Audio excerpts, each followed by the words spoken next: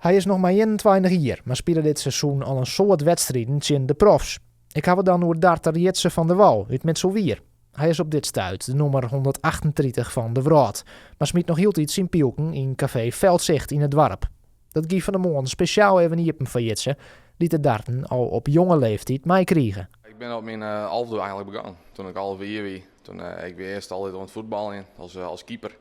Maar toen brutste ik een keer mijn elleboog op een hele rare manier. En toen dwar ik dat niet meer. Dus toen ben ik vanaf mijn halfdoor begonnen met darten. Dus nu inmiddels 10 jaar. In al die jaren smiert Jitse een protte toernooikes. Eerst in de regio, maar later ook troch het hele loon. Begin dit jaar zette hij zijn vizier op de PDC, het dartboen dat alle profs bij ons letten binnen. En dat bevalt hem ontnota goed. Ja, dus dat is gewoon het heegste van het heegste te gooien. Heger als dat is er in principe net. Het ben de top 128 gewoon van de wereld.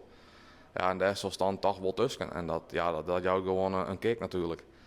Ja, en als dan ik zo nou en dan eens nog eens wat partijtjes winnen kerst of maken ze het zo moeilijk, dan jou dat toch wel on dat de potentie zelf echt hast. Dat Jitse het ken, daar ljoot ek uitbater Jaap Meinsma van Café Veldzicht woon in. Hij volgt Jitse al zo'n het begin en vindt het bijzonder hoe hij hem troch de jaren hinnen ontwikkelen had. En Jitse kwam er al 10 jaar lang te darten. Dan kwamen we snel middags om hoek af middags en kwamen er aan. En dan laai je bladje er al bij de patat gaan moesten. En dan mag ik blijven darten. Nou, dan ging er heen te darten. Dat had al 10 jaar lang iedere keer. Nou, en mij succes. En ja, dat gaat heel mooi met hem. Dus we hebben weer iets met Jitse. De profdarters van de PDC die binnen dat net altijd. Een paar weken geleden smiert Jitse tjen Nathan Espinol uit Engeland. Espinol is de nummer 6 van de wereld, maar verleer dik van de darter uit Metselwier. Ja, uiteindelijk won ik hem 6-0.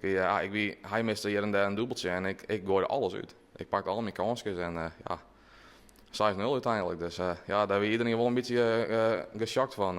Ik zelf weg, maar ja, dat was natuurlijk super. De winst in zijn topper is goed voor het zelfvertrouwen. Maar het wichtigste is een soort trainen en wedstrijden spelen.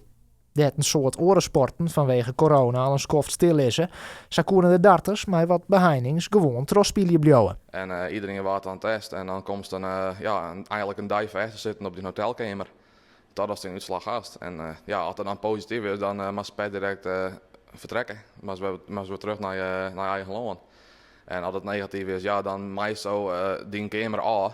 Maar dan mag je weer niks. Na je weken begint het WK darten in Londen. Daar stiet Jitse van der Wal nog net, maar hij is al opleerst voor de UK Open. Dat televisietoernooi wordt begin takomier houden. Of hij daarna stappen meidje kan, is afwachten. Voor eerst bloot de darter echt nog een gewoon werkje. Tot de week werk ik gewoon in een kringloopwinkel de vogelpitch. Daar ben ik dan als verkoper en zo. Dus daar prijs ik de dingen prutten. En dat is gewoon mijn baan tot de week. Ik ken er dan net van besteden van het darten. En ik weet net of ik dat uiteindelijk wil. Want ik vind het toch wel leuk om er altijd iets bij te blowen. Maar ja, als het al echt serieuzer wordt, dan kan ik daar natuurlijk wel uitdenken. Maar voor zolang het eerst ken, dan blow ik er gewoon nice werk in. Want de ambities van de darter leidt het was net.